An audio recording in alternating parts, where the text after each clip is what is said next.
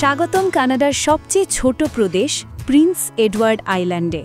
ছোট হলেও সৌন্দর্যে ভরপুর, ইতিহাসে সমৃদ্ধ আর চিরন্তন গল্পে মোড়া এই দ্বীপে। লাল বালুর পাহাড়, সোনালী সমুদ্র সৈকত আর উর্বর কৃষিজমির জন্য বিখ্যাত এই দ্বীপ বছরের পর বছর ধরে মানুষকে মুগ্ধ করে আসছে। কানাডার জন্মস্থল বলা হয় এই দ্বীপকে। 1864 সালে এখানেই শুরু হয়েছিল কনফেডারেশনের আলোচনার মাধ্যমে কানাডার ভিত্তি। আজ এই দ্বীপ শান্তি, সৌন্দর্য আর অনুপ্রেরণার ঠিকানা।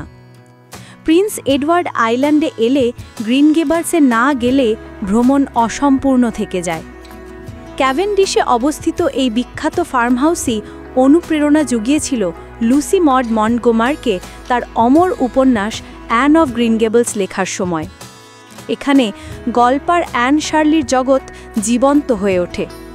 দর্শনার্থীরা গ্রিন গেবলস হাউস ঘুরে দেখতে পারেন, হন্টেড উডে হাঁটতে পারেন কিংবা লাভার্স লেন ধরে হেঁটে যেতে পারেন, ঠিক যেমন অ্যান করেছিল।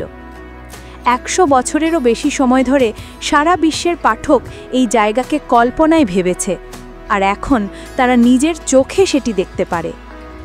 তবে গ্রিন গেবলস দ্বীপের একটুখানি মাত্র জাদু। প্রিন্স এডওয়ার্ড আইল্যান্ড তার উর্বর লাল মাটির জন্য বিখ্যাত, যা বিশ্বের সেরা আলু উৎপাদন করে, আর চারপাশে সাগর থেকে আসে তাজা লবস্টার, মাশেল আর অয়েস্টার। মৃদু পাহাড়, শান্ত রাস্তা আর দীর্ঘ সমুদ্র সৈকত দ্বীপকে করেছে অ্যাডভেঞ্চারের জন্য আদর্শ। কেউ সাইকেল চালাতে পারে কনফেডারেশন ট্রেইলে, আবার কেউ কায়াক চালিয়ে ঘুরতে পারে কঠিন উপকূল ধরে। রাজধানী চার্লট টাউনও কম নয়।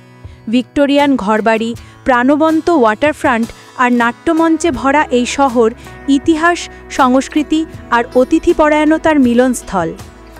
প্রিন্স এডওয়ার্ড আইল্যান্ড কেবল একটি স্থান নয়, এটি যেন এক জীবন্ত গল্পের বই।